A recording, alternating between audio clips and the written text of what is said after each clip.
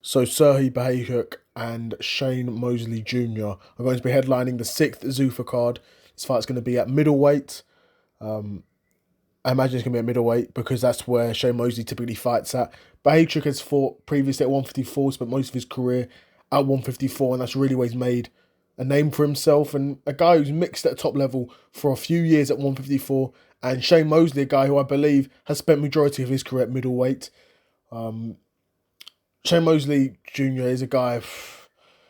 Obviously, he came into the sport with a lot of hype. With that name, you're going to come into the sport with a lot of hype. He's never really captured that hype in terms of going on to do what his dad did, which was, claim multiple world championships and be right at the top of the division for a number of years. Shane Mosley's never really got to that point, even now, at this point in his career, where he was actually able to go on a good run for a few fights, and that culminated in him even beating a former world champion in Daniel Jacobs. Of course, that fight wasn't for a world championship because Daniel Jacobs was far removed from his prime by that point, but still, a very good name for Shane Mosley Jr. to have on his resume. He then would go on to fight, I believe it's Jesus Ramos Jr., in a fight for the WBC interim world middleweight championship, and he would lose that. It was a close fight, but I did think that Jesus was what I deserved to win that fight. But other than that, other than a past his prime, what's his name that I just said? Daniel Jacobs.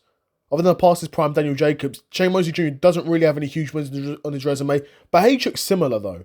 Bohachuk is similar. He has got a few more good wins there. Of course, both guys did lose to Brandon Adams, which, in my opinion, really kind of shows you the level, because Brandon Adams is a guy who, again, very good boxer, but even him, Brandon Adams is a guy who, once you face a guy of a certain level, they beat Brandon Adams, and Brandon Adams beat those guys. Do you know what I mean? The boxing math doesn't look great for these guys. Of course, Bohachuk, in my opinion, he's really known for that war with Virgil Ortiz, which, of course, was for a interim belt at 154. Very good fight, exciting fight, close fight. It was a war widely regarded as, quite a physical battle, and it was very close as well. I think Virgil Ortiz deserved to get the win there, but Bohachuk definitely had moments, definitely made that fight competitive, and definitely was taking rounds off of Virgil Ortiz. Now, after you have a fight like that, and a guy like Serhii Bohachuk, he gives it his all when you lose, it's hard to go to that place again as a physically as a fighter. When you give it your all and you lose, it's a devastating feeling. It's a bad feeling because you never want to go to that point again, right? Humans, I think we rationalize in our brains, we're only willing to go to that point if it not almost guarantees success, but there has to be a very good chance of me getting success if I'm going to dig down deep into the depths of my soul to try and pull out a 12-round performance.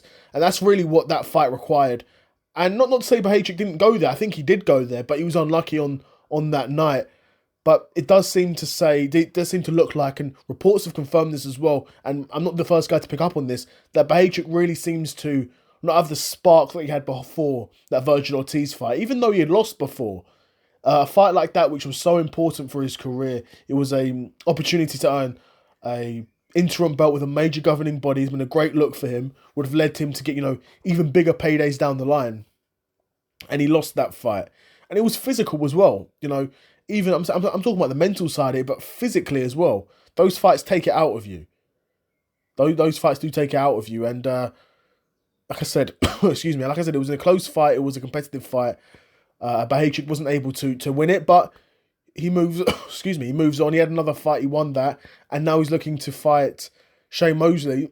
Shane's looking to fight Shane Mosley Jr. on the sixth Zuffa Boxing card. Now, it looks like Zuffa Boxing are taking Bohachuk pretty seriously. They've been treating him pretty good, and he's a very good fighter, to be fair. He's no scrub.